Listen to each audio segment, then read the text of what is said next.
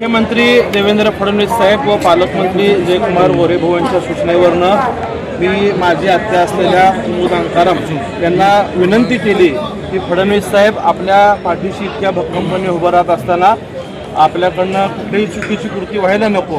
वास्तविक पाहता त्यांच्यावरनं आमच्याकडून झालेला हा अन्याय की त्यांना उमेदवारी मिळवून देण्यात आम्ही कमी पडलो, परंतु पक्षांनी ज्यांचे प्रवेश घेतले त्या बहुतांश सगळ्या लोकांना संधी देण्याचा प्रयत्न केला, अनेकांना संधी मिळाली। त्या ज्या प्रभाग क्रमांक 3 मध्ये इच्छुक होत्या त्या ठिकाणी प्रयत्न झाला, परंतु संधी देता आलं नाही। ती वस्तुस्थिती त्यांना समजून सांगितली। कुटुंबाच्या विनंतीला प्रेमापोटी त्यांनी मान्य करून आज विड्रॉ केलेला आहे। स्वतः फडणवीस साहेबांनी आणि पालकमंत्री गोरेभाऊंनी शब्द दिलेला आहे की जो त्यांच्यावरती अन्याय झाला आहे तो येणाऱ्या काळात पक्ष निश्चितच भरून काढेल आणि ती आम्हा सगळ्यांची जबाबदारी असेल। आम्ही सुद्धा त्यांना विनंती केल्यामुळं भारतीय जनता पार्टी सोबत प्रचारात उमेदवार निवडण्यामध्ये त्यांचा सिंहाचा वाटेल हा विश्वास मी कुटुंबाच्या वतीने तुमची लढाई कशी असणार आहे आता? कारण शिवसेनेचा उमेदवार होता त्यानंतर आता काँग्रेस सोबत लढाई त्या भारतीय जनता पार्टीच्या उमेदवाराच्या प्रचारासाठी असतो। भारतीय जनता पार्टीचा उमेदवार प्रचंड मताने निवडून आणण्यासाठी त्यांचा सिंहाचा वाटा असेल इतका मी तुम्हाला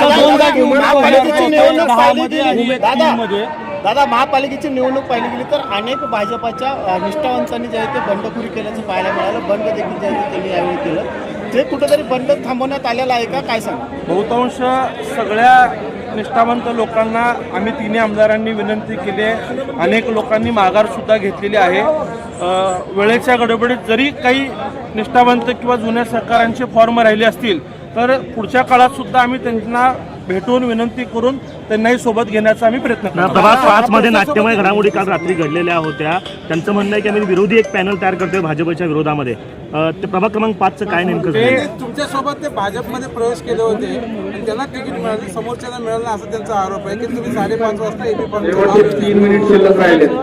प्रभाग 5 मध्ये नाही। त्यांची भूमिका काय ती मी ऐकलेली नाहीये, परंतु कोणी अपक्षाचा पॅनल जरी करण्याचा प्रयत्न करत असेल तर पुन्हा पक्ष म्हणून आम्ही त्यांच्या संपर्कात जाऊन त्यांना सोबत घेण्यासाठी आम्ही प्रयत्नशील राहू। आपल्यावरती आरोप लावले जाते की सगळ्यात जास्त आपण घेतलेले आहेत आणि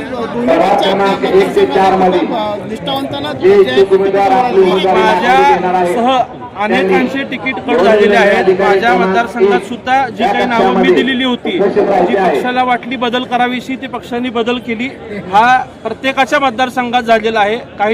काही नावं आमदारांच्या शहराध्यक्षांच्या समन्वयाने झालेत, तर काही नावं ही प्रदेशांनी घेतलेले आहेत। धक्का सगळ्यांनाच कमी जास्त प्रमाणात बसलेला आहे, परंतु पक्षाचा निर्णय हा अंतिम असतो। पक्षांनी ज्यांना उमेदवारी दिलेली आहे त्या सगळ्यांचं आम्ही कमळ चिन्ह प्राधान्य ठेवून काम करू। काल सुद्धा मी भूमिका मांडली होती, शक्य हत्या जरी दुसऱ्या पक्षातून उभारलेली असेल तर कमळ हाच माझा उमेदवार आहे, ही भूमिका काल स्पष्ट केली। पण मला आनंद आहे की त्यांनी कुटुंबासाठी विशेषतः स्वर्गीय तात्यासाहेब, स्वर्गीय महेश अण्णांवरती प्रेमापोटी त्यांनी आज माघार घेतली।